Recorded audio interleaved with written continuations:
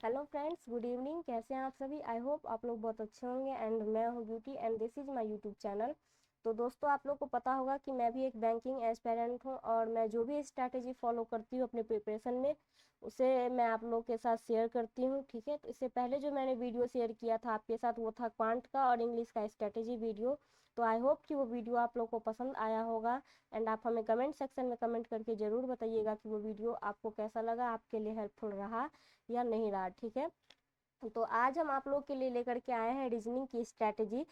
तो आइए हम बात करते हैं कि रीजनिंग को हम कैसे अच्छा करें जिससे हम ज़्यादा से ज़्यादा अच्छा स्कोर कर पाए। ठीक है, तो सबसे पहले हम आपको बता दें कि ये जो स्ट्रैटेजी है वो प्रीलिम्स स्पेशल है, मेंस के लिए अभी हम नहीं लेकर के आए हैं इसमें। ठीक है, मेंस के लिए हम अलग से वीडियो आपको शेयर कर देंगे, ये फिलहाल प्रीलिम्स के लिए। ठीक है, तो आपको पता होगा कि प्रीलिम्स में जो क्वेश्चंस आते हैं वो 35 मार्क्स के आते हैं, जिसके लिए हमें 20 मिनट के टाइम दिए जाते हैं। ठीक है फ्रेंड्स, अगर बात किया जाए रीजनिंग की और क्वांट की, तो as compare to quant reasoning बहुत अच्छा स्कोरिंग सब्जेक्ट होता है। ठीक है, आप इसमें 35 आउट 35 स्कोर कर सकते हैं। ठीक है, अगर आपके इसके भी फॉर्मूला है 35 आउट 35 स्कोर करने के। ठीक है, आप बहुत इजीली कर सकते हैं अगर आपके कॉन्सेप्ट क्लियर हैं। ठीक है, अगर आपकी प्रैक्टिस बहुत अच्छी है और इसके साथ साथ स्पीड एंड एक्यूरेसी भी अच्छी है तो ठीक है, तो आप बहुत इजीली बहुत अच्छा स्कोर कर सकते हैं। और हमेशा आपको टारगेट लेकर के चलना है कि हमें 35 अटेम्प्ट करने हैं चाहे जैसे भी हो। ठीक है, तभी आप अगर 35 टारगेट लेकर के चलेंगे तो आप 25 के अप्रॉक्स मतलब 25 के अराउंड में आप स्कोर कर सकते हैं। अगर आपका टारगेट ही कम रहेगा 20 के आसपास या फिर 22 लेकर के, तो आप उससे 5 से 7 नंबर कम करके चलिएगा कि आप स्कोर कर पाएंगे। ठीक है, तो ये भी एक बहुत बड़ा टिप्स कहा जाए इसके लिए। ठीक है, तो अब हम बात करते हैं रीजनिंग। रीजनिंग को हम कैसे स्ट्रांग बनाएं, कैसे अच्छा करें, कौन सी स्ट्रैटेजी और कैसे कैसे फॉलो करें। ठीक है, तो रीजनिंग को हम बेसिकली 3 पार्ट्स में डिवाइड करते हैं। पहला है मिसलेनियस, दूसरा है सिटिंग अरेंजमेंट एंड तीसरा है पजल। ठीक है, तो आइए हम बात करते हैं सबसे पहले मिसलेनियस के बारे में, बाकी बारी बारी से हम सबके ऊपर बात करेंगे। ठीक है, तो मिसलेनियस का जो वेटेज है पेपर में वो 10 to 15 मार्क्स के अराउंड आता है यहाँ से क्वेश्चंस। ठीक है, 10 to 15 मार्क्स आता ही आते, चाहे वो पीओ हो या फिर क्लर्क हो। ठीक है, तो अब इसमें इम्पॉर्टेंट टॉपिक क्या है, कौन कौन से चैप्टर हैं जो बहुत इम्पॉर्टेंट है, वो हम यहाँ पे आपको मेंशन कर दिए हैं। आप देख सकते हैं, डायरेक्शन एंड डिस्टेंस है, ब्लड रिलेशन है, अल्फा न्यूमेरिक सीरीज है, सिलोगिज्म है, इसके बाद कोडिंग डिकोडिंग है, ऑर्डर रैंकिंग है, इनइक्वालिटी है, एंड और भी मिसलेनियस टॉपिक हैं जो एग्जाम में आते हैं। ठीक है, वो बहुत रेयरली आते हैं। ये सब टॉपिक जो है वो आपको अभी ट्रेंड में चल रहे हैं, वो हर एक मॉक में आपको देखने को मिलेंगे, हर एक क्या कहते हैं पेपर में आते हैं, पीयू हो या फिर क्लर्क हो। ठीक है, तो हम आपको अब बता देते हैं कि टॉपिक वाइज इनका क्या क्या वेटेज, कैसे कितना वेटेज है क्वेश्चंस आने के एग्जाम में। ठीक है, तो डायरेक्शन एंड डिस्टेंस की बात करें तो यहाँ से आपको क्लर्क की अगर बात करें तो थोड़ा इजी लेवल देगा, और पीओ की बात करें तो थोड़ा मॉडरेट लेवल देगा, जो कि पजल फॉर्म में आपको देखने को मिलेगा। ठीक है, तो ये 2 से 3 मार्क्स कैरी करता है। ठीक है, अगर इजी क्वेश्चन है वो तो 2 मार्क्स के आएंगे, थोड़ा सा मॉडरेट है तो 3 मार्क्स के आएंगे। ठीक है, सेम ऐसे ही है ब्लड रिलेशन में। ब्लड रिलेशन क्लर्क की बात करें तो थोड़ा क्या कहते हैं इजी लेवल का आता है, मतलब बहुत सिंपल 1 से 2 लाइन में आपको क्वेश्चंस कंप्लीट कर देते हैं। ठीक है, और पीओ की बात करें थोड़ा सा मॉडरेट आता है। ठीक है, तो ये जो इसके लेवल के ऊपर डिपेंड करता है, जितना इजी रहेगा उतना ही मतलब ऑल ओवर कहा जाए तो 2 to 4 मार्क्स ये भी कैरी करता है। ठीक है, अल्फा न्यूमेरिक सीरीज पीओ में 1 से 2 नंबर आते हैं। ठीक है, 1 से 2 नंबर के पूछे जाते हैं। और क्लर्क की बात करें तो क्लर्क में 3 4 कह सकते हैं आप, 3 4 का वेटेज रहता है। सिलॉक्स की बात करें तो 5 5 दोनों में आते हैं, पीओ हो या फिर क्लर्क हो। ठीक है, बस लेवल का थोड़ा ऊपर नीचे होता है, बाकी 5 मार्क्स यहाँ से भी आते हैं। कोडिंग एंड डिकोडिंग हो गया, ये भी पूरा 5 मार्क्स सेट के साथ आता है, 5 मार्क्स का क्वेश्चंस बनते हैं यहाँ से। ठीक है, ये भी दोनों में पूछे जाते हैं, पीओ हो या फिर क्लर्क हो। ठीक है, ऑर्डर एंड रैंकिंग हो गया, ये भी आते हैं, दोनों में ही आते हैं, सेम वेटेज है दोनों का, बस लेवल का डिफरेंस होता है। और इनइक्वालिटी में भी ये भी दोनों में आते हैं, बस 3 to 4 मार्क्स कह सकते हैं, इतना कैरी करता है ये भी, ठीक है। और भी मिसलेनियस है जिसे हम यहाँ पे मेंशन नहीं किए हैं, ये इतना ही कर लेंगे तो आपका मतलब इतना मार्क्स आप 10 to 15 का अराउंड आप गेन कर लीजिएगा, ठीक है। तो ये हो गए मिसलेनियस के। और अब हम बता देते हैं कि आपको इसे करना कैसे है, ठीक है।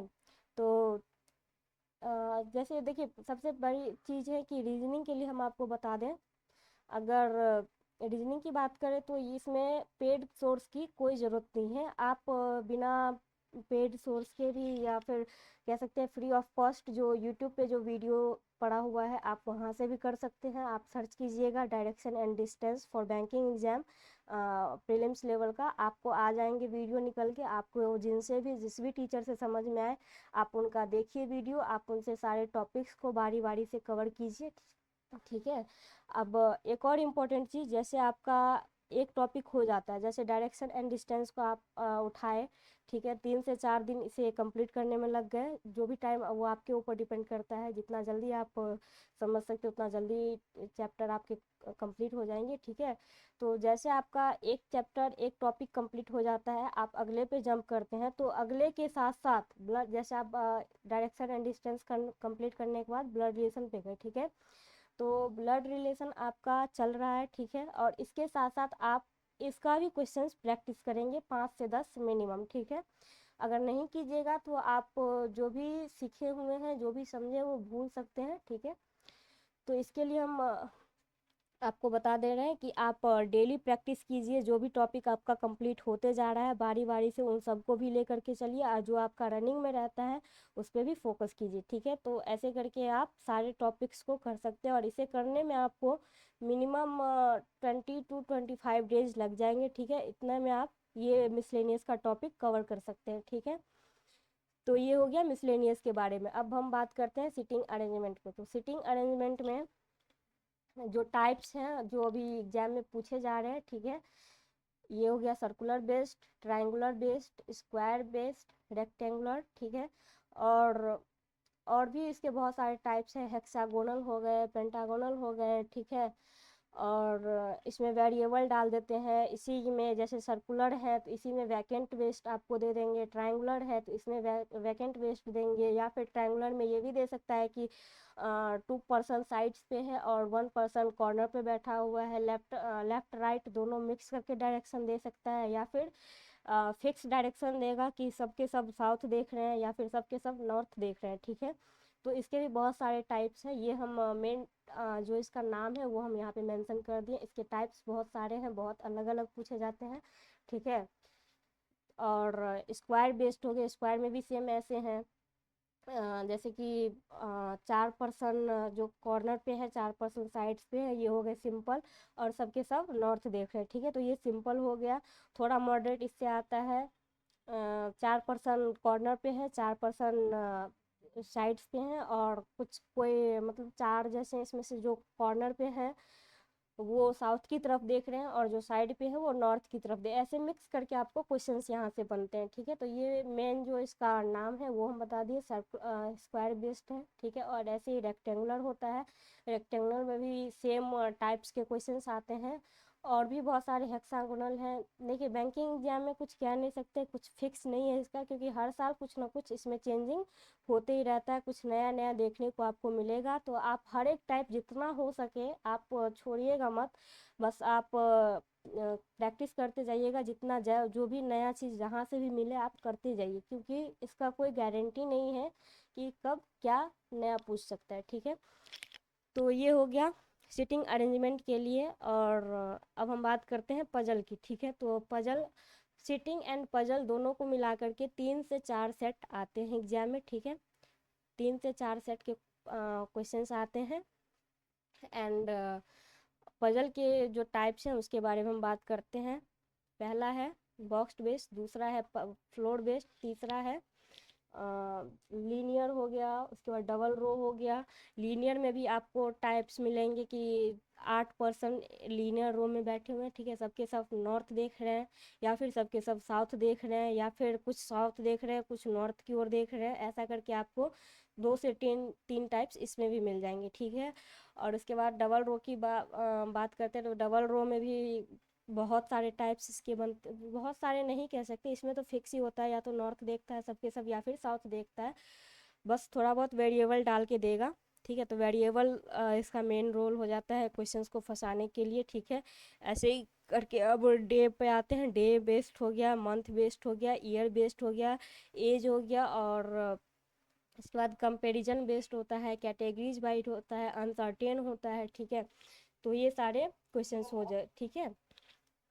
तो अब हम जो एक और इम्पोर्टेंट चीज़ हम आपको बता देते हैं, जो जिसमें बहुत सारे स्टूडेंट फंस जाते हैं, ठीक है। उसको आप स्ट्रांग बना करके चलिएगा, उस पर ढेर सारी प्रैक्टिस कीजिएगा, ठीक है।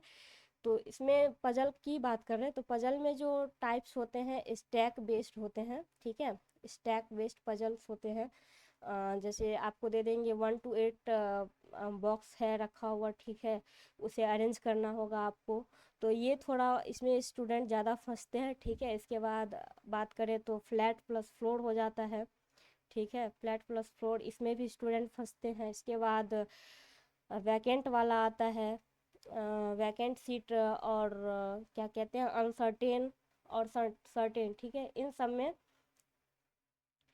सब में स्टूडेंट ज़्यादा फंसते हैं, तो आपको इन सब पे फोकस करना है, ठीक है। इन सब पे ज़्यादा, जितना से ज़्यादा आप प्रैक्टिस कर सकते हैं उतना कीजिएगा, ताकि आपके कॉन्सेप्ट क्लियर रहे, आपकी जो पकड़ है वो बहुत अच्छी बन जाए, आप कंठस्थ हो जाए इस टॉपिक में, ठीक है। और एक और इम्पॉर्टेंट चीज़, जो जो भी मतलब कॉन्सेप्ट आपको आप बार बार भूल जाते हैं, उस पे बेसिस क्वेश्चंस आप नहीं बना पाते, उन कॉन्सेप्ट के आप शॉर्ट्स नोट्स बना लीजिए, ठीक है। शॉर्ट्स नोट बना के रख लीजिए, ताकि आप उसे बार बार रिवीजन कर सके, और आप उसे भूलने से बच जाए, ठीक है। तो ये हो गया पजल के लिए, सिटिंग अरेंजमेंट के लिए, मिसलेनियस के लिए।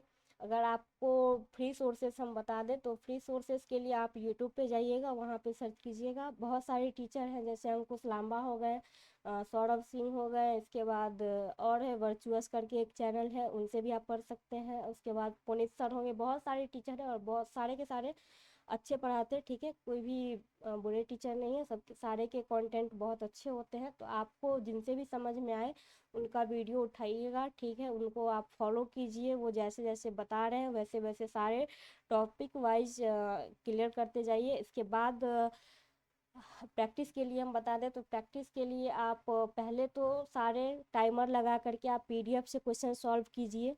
हो सके तो अगर आप न्यू हैं, तो न्यू स्टूडेंट हैं, तो आप मेमोरी बेस्ड पेपर ले लीजिए, ठीक है। 2024 के, या फिर 24 में जितने भी पेपर हुए उनके भी आप ले सकते हैं। 23 के 2-3 साल के मेमोरी बेस्ड को आप देख लीजिए, आपको पता लग जाएगा कि कौन सा क्वेश्चंस कहाँ से और कितने मार्क्स का और कैसे पूछे जाते हैं, ठीक है। तो ये भी एक तरीका है। और नहीं तो आप जो टॉपिक वाइज मॉक टेस्ट होते हैं, चैप्टर वाइज भी होते हैं, टॉपिक वाइज, इसके बाद कह सकते हैं सेक्शनल मॉक होते हैं, इन सब को आप लगा सकते हैं स्पीड बढ़ाने के लिए, बहुत हेल्पफुल रहेगा आपके लिए, ठीक है। इतना काफ़ी है रीजनिंग के लिए, अगर इतना आप कर लेते हैं तो आपका रीजनिंग बहुत अच्छा बन जाएगा। बस ध्यान रखिएगा कि आपकी एक्यूरेसी सही होनी चाहिए, एंड स्पीड और एक्यूरेसी 2 इम्पॉर्टेंट चीज़ है, इसको आप लेकर के चलिए, और ये तभी आएगा जब आप बहुत अच्छी खासी प्रैक्टिस करेंगे तब, ठीक है। तो आई होप ये वीडियो आप लोगों को पसंद आया होगा, एंड आपके जो भी क्वेरी होते हैं, जो भी डाउट होते हैं, वो आप हमें कमेंट सेक्शन में कमेंट करके बता सकते हैं, ठीक है। हम आपके क्वेश्चंस का आंसर ज़रूर करेंगे। तो आज के लिए बस इतना ही हो सकता होगा, तो जो भी आपके लिए इम्पोर्टेंट चीज़ होगा, जो भी स्ट्रैटेजी होगा, वो हम आपको शेयर कर देंगे, ठीक है। आज के लिए इतना ही रखते हैं। Bye bye, take care.